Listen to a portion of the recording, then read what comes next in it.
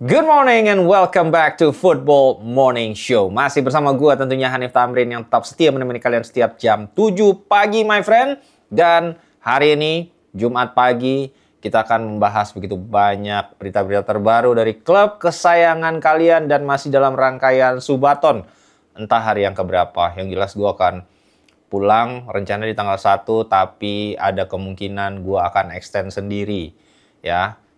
Selama beberapa hari karena menunggu konfirmasi ada satu pemain yang akan kita wawancara lagi yang katanya bisanya hari Jumat. Kalau iya itu berarti tanggal 3 di mana ya gue harus mundur pulangnya ya. Semoga gue tidak harus mundur dan pemainnya tetap bisa kita wawancara karena ini namanya tentu sangat dekat dengan hati kalian semua. Iya, warga Indonesia. Itu dia. Dan hari ini gue ingin shout out dulu dan menyapa-nyapa untuk resepsionis hotel, tukang giling tebu. Ini di Payakumbuh banyak banget nih ya. Air tebu namanya. Yang jualan tuh setiap corner tuh ada. Dan gue dulu setiap SD, pulang SD tuh beli air tebu terus-terusan ya. Karena nggak banyak opsi yang bisa gue jajanin waktu di Payakumbuh. Dan pelajar yang juga sedang menuntut studinya di Kairo. Itu dia my friend. Belajar yang benar. Habis itu jadi pekerjaan yang berguna dan menjadi sumber rezeki bagi keluarga lo. Dan juga tukang pempek yang ada di Palembang. Itu dia my friend. Nah, dan gue masih mengingatkan juga buat kalian para Clipper, kompetisi Clipper untuk Subaton masih terbuka dan akan resmi ditutup setelah gue pulang nanti antara tanggal 1 atau tanggal 3. Jadi klip sebanyak mungkin kalian punya kesempatan memenangkan uang 250.000 per video ya, gitu ya. Dan ini akan masuk ke tema yang akan kita bahas hari ini dari seluruh tim-tim kesayangan kalian. Bisa cek di kolom deskripsi untuk timestamp ya. Dan tentunya kita akan memulai dengan klub yang punya fans paling banyak ya di Indonesia. Apalagi kalau bukan Manchester United. Oke, sudah dijelaskan minggu lalu sebelum kemenangan atas Chelsea. Jika Sir Jim Ratcliffe ini terbang dengan helikopter dari London jauh-jauh ke Manchester untuk menuntut perubahan ya, serangkaian hasil buruk yang tercipta di Manchester United ya, dan meminta penjelasan dari Ruben Amorim. Dan ini akhirnya mendapatkan detail-detail nih gue nih. Kalau itu di meeting itu Amorim ini presentasi. Itu dia my friend. Ternyata Amorim ini nggak jauh-jauh kerjaannya dari zaman gua di Shopee, di agency, presentasi mulu kerjaannya. Ya, yang namanya presentasi itu ya udah pasti kita cari bikin narasi di deck atau slide kita tuh yang bagus-bagus biar bos atau klien happy. Nah, dalam hal ini pendekatan yang dilakukan oleh Ruben Amorim itu adalah pendekatan data. Itu dia, pintar sekali kawan kita ini. Jadi dikutip dari The Athletic ya, terkait kunjungan dari Sir Jim, itu Amorim menjelaskan jika saya berbicara dengan Sir Jim, Omar Berreda, CEO yang baru Manchester United, dan juga Jason Wilcox ya, 3 serangkai ya, mencoba melihat secara utuh data-data statistik seputar tim Manchester United ya. Dan setelah meeting itu mereka menunjukkan dukungan kepada saya dan menjelaskan jika ini adalah proyek jangka panjang. My friend, gue ngasih tahu nih sama lu nih. Kan gue juga kerjanya bikin deck nih tiap minggu nih ya. Dari dulu udah 4 tahun kerjaan gue bikin deck. Enggak lah, 6 tahun kerjaan gue bikin deck mulu. Yang namanya laporan dengan data-data itu bagus, betul. Hanya bisa melewati hitungan bulan. Tapi kalau hasil nyata akhirnya tidak tercipta, ya mau nggak mau klien akan demand. Dan dalam hal ini klien lu kan Sir Jim Ratcliffe ya, sama Omar Berreda ya. Kita lihat dulu pemaparan data-data yang disampaikan oleh Ruben Amorim untuk quote-unquote cheat ya, melewati meeting yang minggu ini nih gitu kan. Wah, lewat nih gue minggu ini nih, lewat dari komplainan nih ya. Antara lain dengan cara membandingkan statistik-statistik yang juga dari sisi matrix membuat Man United ini sebenarnya ini nggak jelek kok gitu ya. Nah, komparasinya dengan musim lalu. Nah, harus kita lihat catatan kakinya jika musim ini datanya itu baru berjalan 5 pertandingan. Dan beberapa matriks itu naik atau menjadi nomor 1 di kalangan klub-klub lain. itu karena adanya penalti dan lain sebagainya ya. Sementara komparasinya kan musim lalu ya lebih dari 20 pertandingan lah, ini baru 5. Jadi pasti definitely secara quantity angka membuat Man United melonjak tinggi. Antara lain itu adalah tembakan, shots. Nah ini di tim-tim Liga Inggris nomor 1 nih ya. So far 5 pekan berjalan United, yang sampaikan juga oleh Amorim, kalau dibandingin sama musim lalu, itu nomor 6. Jadi ini ada keningkatan 5 posisi nih Man United. Expected goals 1,9 ya per pertandingan. Nah ini posisi MU sekarang nomor 1 berbanding musim lalu itu ada di peringkat 12 ya. Dan juga hal-hal lainnya seperti touch di opposition area, kemudian jumlah umpan yang tercipta di daerah lawan, dan juga umpan-umpan serangkaian kombinasi yang terjadi di final third ya. Itu sekarang United improve signifikan jika dibandingkan dengan musim lalu. Nah inilah data-data yang disajikan oleh Ruben Amorim, dan kalian sebagai fans MU bisa melihat data ini sebagai sebuah harapan improvement, namun juga kalian harus melihat catatan kakinya jika komparasinya itu sebenarnya nggak apple to apple, karena satu memang bagian dari totalan musim berjalan, satu kan sedang baru 5 pertandingan. Jadi apapun itu menunjukkan sebenarnya dari sisi improvement, terutama di lini depan, ada perubahan signifikan jika dibandingkan dengan Manchester United, lini serangnya di musim lalu yang cenderung ompong atau minus goal difference-nya gitu ya. Dan sekarang kita lanjut ke bahasan yang kedua, masih dari MU, karena MU merupakan salah satu tim yang memiliki suara mayoritas atau suara keras dan dipertimbangkan di meeting terkini Premier League yang terjadi kemarin. Nah, kawan-kawan kita nih sesama pemilik klub Liga Inggris itu memiliki meeting berkala ya. Dan kali ini topik yang dibahas adalah tentang apakah profit and sustainability rules yang ada di Liga Inggris itu masih relevan atau tidak. Nah, ini dia my friend. Karena ada suara-suara dari tim menengah ke bawah. Kita ngomong lah Newcastle United, Aston Villa, Brighton mungkin gitu, atau beberapa tim yang West Ham gitu, atau tim-tim yang seperti Brentford itu ingin naik kasta ya. Dari tim yang papan tengah nih, dia juga pengen mendapatkan power untuk bisa compete gitu. Dan itu pun yang di-raise oleh tim-tim yang ada di papan bawah, yang tidak berpartisipasi di Eropa, yang merasa jika PSR ini itu disadvantage buat mereka, menghilangkan faktor competitiveness, karena secara finansial mereka tidak bisa bersaing gitu. Nah, ini yang menjadi bahasan utama, topik utama yang ada di meeting Premier League kemarin, klub Premier League kemarin ya. Dan ada wacana mengganti PSR, Profit and Sustainability Rule, tapi digantinya dengan apa, my friend? Ah, ini dia, ini yang memicu perdebatan dan most likely akan dibutuhkan waktu sampai akhirnya benar-benar ketok palu. Nah, ide usulan antara lain adalah mengganti PSR dengan mengizinkan tim-tim merugi hingga 105 juta pound sterling dalam kurun waktu 3 musim. Ini kombinasi nih sekarang, kalau tadinya sekitar berapa tuh 100 juta, sekarang naiklah 105 plus aplikasi atau diizinkannya diterapkan squad cost ratio ya sebesar 85%. Nah, ini kan CRS ini kalau di bahasa Inggrisnya SCR, squad cost ratio ya. SCR ini itu kan sekarang diterapkannya tuh di tim-tim yang berpartisipasi di kompetisi Eropa. Jika cost untuk mengassemble squad dari masing-masing tim yang berpartisipasi di Eropa itu tidak boleh lebih dari 55% total revenue. Nah, ini yang diminta oleh tim-tim menengah ke bawah di Liga Inggris diterapkan juga, dan ceilingnya bukan 55%, tapi 85%. Kenapa? Karena balik lagi, tim-tim seperti yang paling getol pastinya Newcastle United, karena dia punya uang nih, ownernya, tapi nggak bisa spend karena ada aturan PSR.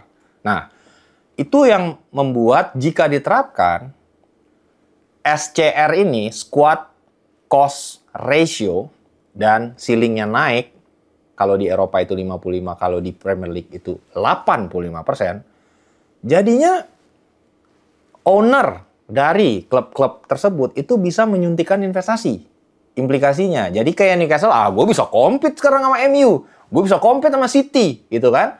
Nah, untuk menjaga itu tidak akhirnya terlalu barbar dan akhirnya banyak yang berhutang, banyak yang kalau tiba-tiba ownernya pergi, dibuatlah sebuah lagi usulan yang bernama TBA, ya, top to bottom anchoring. Nah, ini istilahnya agak susah-susah nih ya.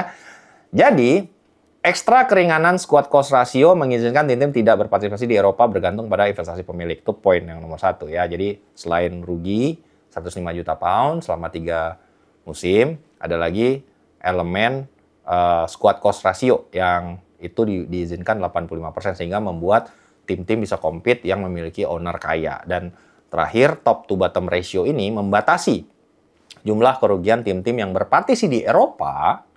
Misalnya, kalau sekarang kan ada 7 yang compete nih di Eropa nih. Spurs, Aston Villa, kemudian ada Chelsea, ada Spurs, ada siapa lagi? City, ada Liverpool, Arsenal. 7 kan? Nah, 7 tim-tim yang berpartisi di Eropa ini itu harus di-cap nih top to bottom rasionya, yang jumlahnya nanti dibuatkan kalibrasi dari revenue tim-tim yang ada di paling dasar. Misalnya ya, nomor 20 itu Bournemouth. Revenue Bournemouth setahun itu include hak siar dan lain-lain 120 juta ya. Jadi kerugian dari 7 tim tadi yang berpartisipasi di Eropa itu tidak boleh lebih dari misalnya 4 kali dari revenue-nya Bournemouth ya. Batas ruginya dia itu nggak boleh lebih dari 4 kali batas kerugian tim yang ada di posisi 20. Ini adalah poin-poin diskusi yang sedang hangat sekali kemarin diperbincangkan. Nah, tim-tim yang sepakat dengan top to bottom ratio ini itu adalah tim-tim yang mengedepankan sustainability. Kita semua tahu siapa nama-namanya. Tottenham Hotspurs, ya, Arsenal, ya, Liverpool. Ini adalah tim-tim yang nggak pernah rugi, my friend. Ya nggak pernah. Ya. Ini tim yang selalu di-manage dengan sehat. Susah mereka rugi, ya. Ownernya, udah jago lah mereka. Ya. Namun ada tim-tim yang tentunya tidak setuju. Top to bottom ratio ini diaplikasikan. Siapa lagi kalau bukan tim kesayangan kita semua, Manchester United. Karena stage dari klubnya sekarang lagi grieving nih. Lagi harus rugi nih. Karena utangnya paling banyak. Jadi MU langsung deny gitu. Jadi source dari beberapa pemilik klub mengindikasikan jika vote-nya saat ini 70 berbanding 30. 70 ingin ini pass on, diterapkan, 30 ini menolak. Dan uniknya, untuk kali pertama, tim yang ada di kota Manchester kompak menolak. City juga nolak, my friend. Gitu kan, City juga nolak, MU juga nolak. Jadi ini kita lihat seperti apa nanti dinamikanya, apakah kawan kita Sir Jim akan bisa raise voice-nya gitu untuk akhirnya menolak ini dan mungkin tetap berjalan PSR as it is ya gitu. Oke. Sekarang kita lanjut ke Liverpool ya, di mana sebuah kabar yang tidak mengenakan terjadi saat Liverpool bermain di Carabao Cup kemarin saat membuat debutnya Giovanni Leoni. Ini adalah salah satu center back masa depan Italia, masih berusia belasan tahun ya, masih remaja ini kawan kita. Mendapatkan cedera ACL ya, robek ACL-nya. Nah ini yang dikonfirmasi kemarin oleh Arne Slot ya. Dia bilang jika dia terkapar dan tidak merasa baik, kami harus menilai tingkat cederanya. Normalnya cedera seperti ini tidak terjadi dalam tempo 5-10 menit ya, saat baru bermain, jatuh apa segala macam gitu. Dan kita harus menunggu hasil MRI besok. Nah ini yang paling buruk, kemungkinannya itu harus menepi selama 9 bulan, itu otomatis membuat musim dari Giovanni Leoni otomatis berakhir gitu ya. Dan kita doakan semoga dia bisa comeback stronger. Nah, kalau putus sama sobek itu kan beda. Sobek kan mungkin pemulihannya sedikit berbeda dengan kalau udah putus. Jadi kalau putus ya pasti harus operasi, kalau sobek juga beda lagi gitu. Kita lihat nanti seperti apa update dari Giovanni Leoni ya. Semoga segera sembuh, segera tidak terlalu serius dan ini membuat ya mungkin kembali lagi Liverpool harus bereaksi di jendela transfer nanti di bursa transfer Januari. Oke? Berikutnya kita lihat juga sebuah revival lagi saat di Carabao Cup kemarin dengan 2 assist Federico Chiesa, my friend ya. Tampil sangat-sangat terengginas. Dan saat ditanya oleh wartawan, Chiesa bilang musim lalu sangat sulit ya karena nyaris tidak dapat menit bermain. Tapi saya pikir saya tidak berada dalam level yang diinginkan oleh pelatih secara fisik. Nah, ini diakui oleh Chiesa. Jadi dari sisi kebugaran dia tidak oke. Sehingga ya justify musim lalu kalau dia tidak mendapatkan menit bermain dari Arne Slot ya. Saya paham pilihan pelatih musim ini berbeda. Saya merasa lebih baik secara fisik dan mental. Pelatih melihat ini dan memberikan lebih banyak kesempatan untuk bermain. Nah, itu yang secara khusus disampaikan oleh Chiesa, dan ini juga cederanya kompatriot dia di Italia, Giovanni Leoni, membuka secara tidak langsung opportunity untuk Federico Chiesa masuk dalam skuad Liga Champions Liverpool. Karena kan memang sebelumnya ini pukulan buat Chiesa karena dia dicoret karena Slot lebih memilih memasukkan Rio Ngumoha ya. Dan dengan cederanya Giovanni Leoni ada satu slot yang terbuka dan mungkin itu membuat Federico Chiesa akan masuk dalam skuad Liga Champions-nya Liverpool ya. Kemudian juga headline-nya sayang sekali nih ke pemain yang kemarin baru jago wawancara, Ugo Ekitike, mendapatkan kartu merah di Carabao Cup karena sesuatu yang harusnya bisa dihindari. Itu adalah dia udah dapat kartu kuning, dia cetak gol, dia selebrasi buka baju, dan akhirnya dia kena kartu kuning kedua berujung pada kartu merah. Wajah dari Ekitike langsung berubah saat Jeremy Frimpong nyamperin dan mengingatkan dia jika kalau dia buka baju, lo akan kena kartu merah, dan itu unfortunately terjadi. It is what it is, dia masih muda sekali. Dan Slot bilang, ya Slot condemn, ini benar-benar mengutuk lah kasarnya, dia bilang. Apa yang dilakukan Ekitike tidak diperlukan dan bodoh ya. Saya belum pernah bermain di level ini, dalam artian tampil di Liga Inggris, ya mungkin secara level pengalaman lebih kompetitif ya ketimbang pengalaman ketika Slot bermain, mostly kan di Liga Belanda gitu ya. Tapi saya pernah mencetak beberapa gol, itu yang disampaikan oleh Arne Slot.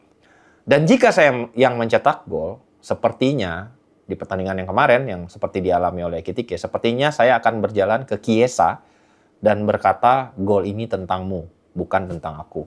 Jadi selebrasi itu bukanlah tindakan yang pintar, dan saya bilang itu bodoh. Wah, ini tamparan ini di media disampaikannya bluntly di media. Kalau gue jadi Ekitike sih gue malu banget, dan itu akhirnya kemarin dia langsung juga post di IG story-nya, dia bilang emotion get the better of me. Jadi dia merasa euforia yang dia rasakan ketika mencetak gol mungkin karena tekanan juga. Isak udah cetak gol, Isak mulai dapat menit bermain, dan mungkin menit bermain dia akan banyak berbagi dengan Isak musim ini. Tambah lagi gua press di interview, mungkin dia merasa tekanan, jadi akhirnya ya keluarlah itu ya, emosi yang berlebihan, selebrasi yang berlebihan, lupa kalau udah kena kartu kuning, dan dia akhirnya bilang seperti itu ya. Dia bilang dia akan mencoba lebih baik ya. Itu dia dari Liverpool. Sekarang kita masuk ke Arsenal, di mana aduh Lord gua lagi ini juga kena. Aduh, Noni Madueke resmi harus menepi dari lapangan hijau selama 2 bulan karena cedera lutut, my friend. Nah, ini kita bisa lihat dari 2 perspektif. Perspektif positif, perspektif negatif. Negatifnya harus menepi 2 bulan, cukup lama, di mana memang dia lagi gacor-gacornya, lagi bagus, lagi konsisten. Sisi positifnya dia terhindar dari ACL ya. Jadi early scared atau ketakutan awal saat dia ditarik itu, waduh cedera ACL lagi nih. Kalau ACL kan bisa di atas 7 bulan rata-rata ya. Nah, namun ini dikonfirmasi ya ternyata bukan ACL ya, ini lutut dan butuh mungkin 2 bulan recovery ya. Itu berita baiknya. Jadi Mikel Arteta menyampaikan Madueke terpukul ya, cederanya sangat mengecewakan karena dia sedang dalam performa yang bagus.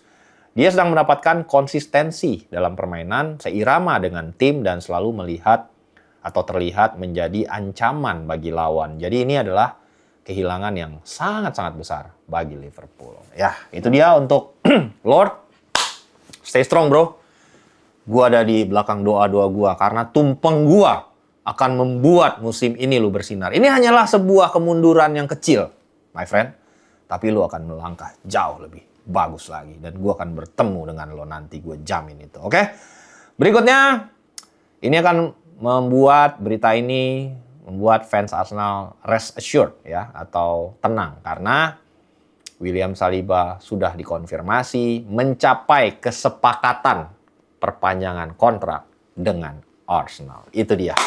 Sudah tidak ada lagi rumor-rumor Real Madrid sejauh ini berarti dengan kesepakatan ini. Namun detail dari durasi kontrak, kenaikan gaji itu akan segera diupdate oleh David Ornstein, karena ini beritanya dari Ornstein di Athletic. Detailnya belum dirilis, tapi kesepakatan sudah tercapai. Itu sekaligus mencoret opportunity Real Madrid untuk bisa mendatangkan William Saliba sebagai marquee signing di jendela transfer musim depan. Karena berarti kontraknya diperpanjang nih. Kalau kemarin kan sisa 2 musim. Bargaining power Madrid untuk nawar ke Arsenal itu gede karena ya udah sisa kontraknya nggak terlalu panjang. Kalau mau cash in ya cash in sekarang gitu. Sementara ini dengan perpanjangan ini ya masih tenang my friend. Ya mungkin tinggal ditilik aja nanti ada klausa pemutusan kontrak nggak ya, release clause ada atau enggak. Nah, dan kalau ada berapa gitu. Nah, itu mungkin yang sedang detail-detail yang akan segera disampaikan juga oleh David Ornstein ya. Dan dengan cederanya Noni Madueke terlepas, memang Bukayo Saka sudah kembali tapi mungkin belum dalam match fitness yang mumpuni. Pasti semua berharap kepada percepatan dari perkembangan seorang Max Doman. Ini adalah salah satu teenager yang wonderkid yang mungkin ekspektasi fans Arsenal bisa menyamai Lamine Yamal karena dia debut 15 tahun my friend ya. Lamine Yamal kan 16 ya. Jadi ini harusnya komparasinya ya namanya fans Arsenal kan ekspektasi tinggi gitu kan.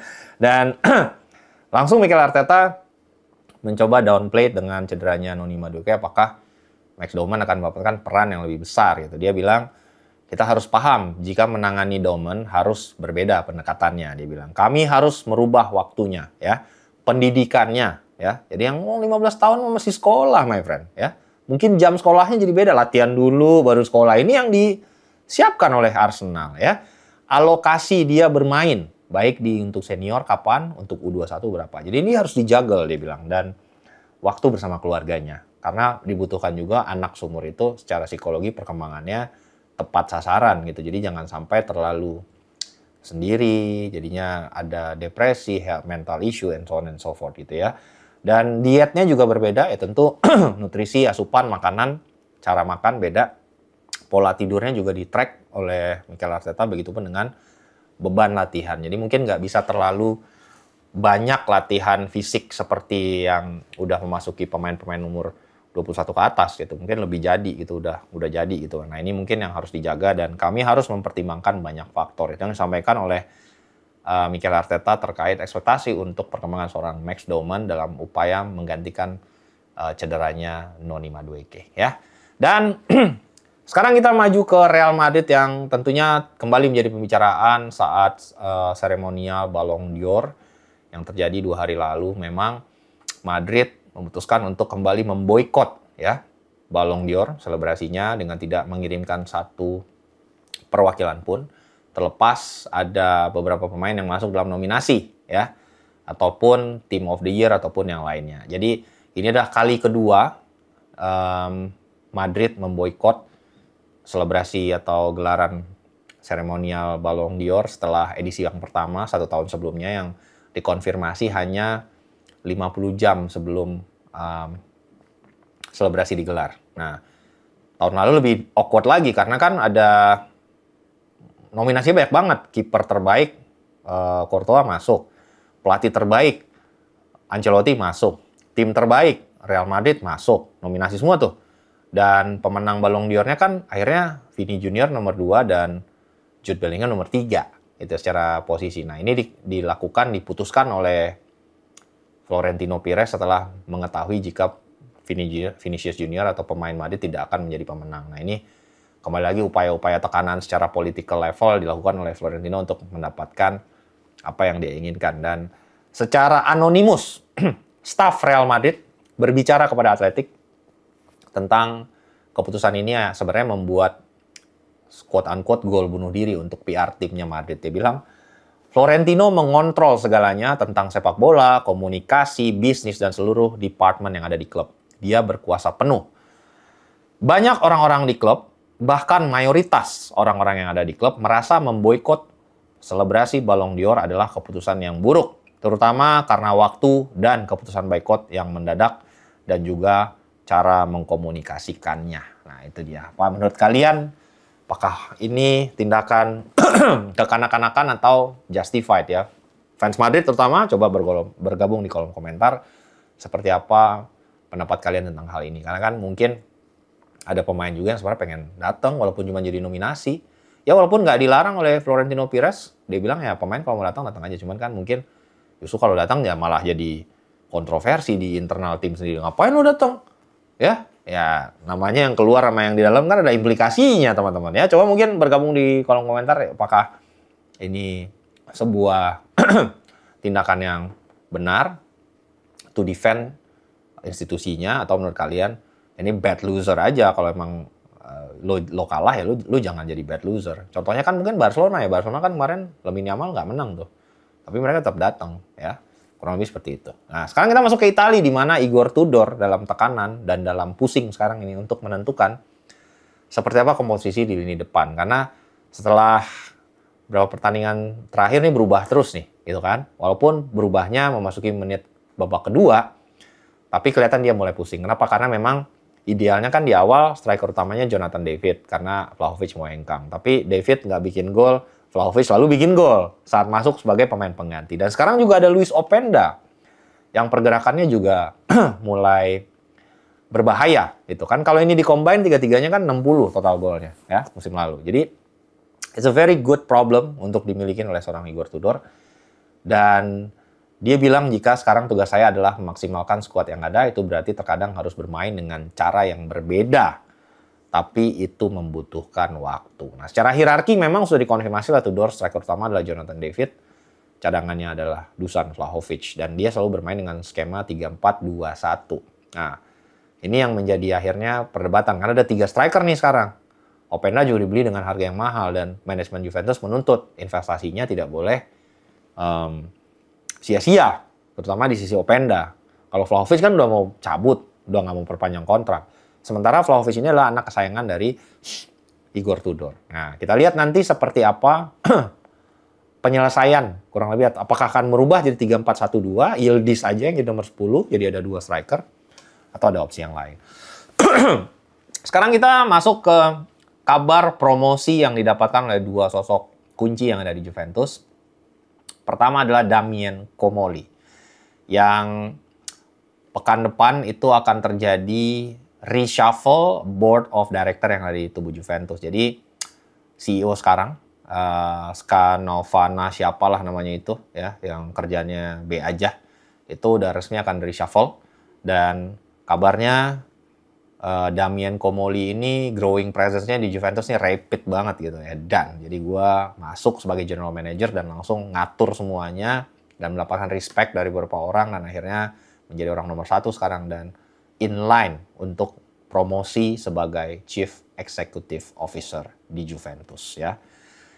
Ya, itu kabar yang terkini dan presiden baru juga akan segera ditunjuk oleh Exor, mayoritas pemegang saham dari Juventus. Dan kabar yang kedua itu adalah promosinya kawan gua, legend Juventus Giorgio Chiellini ya, yang dari cuman sekedar penghubung lah antara beberapa departemen.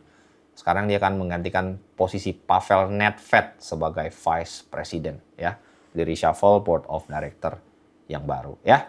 Itu dia, gua ingin mengingatkan kalian semua untuk terus support dan dukung tentunya gelaran Subathon ini bersama Rexona Men Ice Cool ya, yang akan memberikan kalian teknologi instant dry my friend ya, karena penting banget ya untuk kalian bisa menjaga kesegaran, karena cowok tuh kalau udah wangi mah udahlah nggak ada lawan lah my friend gitu ya.